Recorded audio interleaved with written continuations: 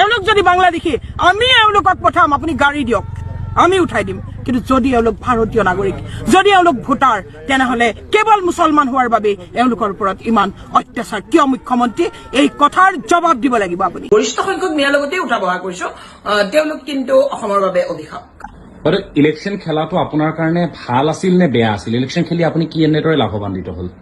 মই ইলেকশ্যন খেলাটো আচলতে মোৰ কাৰণে খুব ভাল হ'ল, আৰু হাৰিলো কাৰণে আৰু ভাল হ'ল।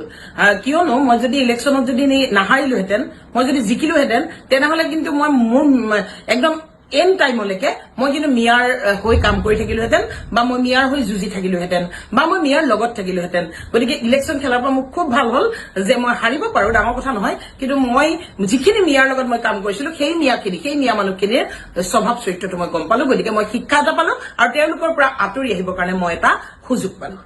মই যিখিনি মিয়াক লগ পাইছো তেওঁলোক ভাল নহয়। মই যিখিনি মিয়াক ভাল পাইছো, মই যিখিনি মিয়াক লগ পাইছো, যিখিনি মিয়াৰ লগত মই গৰিষ্ঠ সংখ্যক মিয়াৰ লগতে উঠা বহা কৰিছো, তেওঁলোক কিন্তু অসমৰ বাবে অভিশাপ। কাৰণ তেওঁলোকে আমাক ভাল নাপায়। আটাইতকৈ ডাঙৰ কথাটো হ'ল তেওঁলোকে আমাক ভাল নাপায়, তেওঁলোকে কোনো হিন্দুক ভাল নাপায়। সেইটো কাৰণে দুখ লাগে। তেওঁলোকে খিলঞ্জীয়াক ভাল নাপায়, তেওঁলোক খিলঞ্জীয়া হ'ব, মুখত খিলঞ্জীয়া হ'ব খোজে, কিন্তু তেওঁলোকে খিলঞ্জীয়াক নিজৰ মাজত তেওঁলোক জিন যাব নিবিচাৰে। ইন ওৱান সেন্টেন্স তেওঁলোক জিন যাব নিবিচাৰে। ধন্যবাদ জনাইছো বাইদেউ, আপুনি আপোনাৰ মন্তব্য ৰখাৰ বাবে।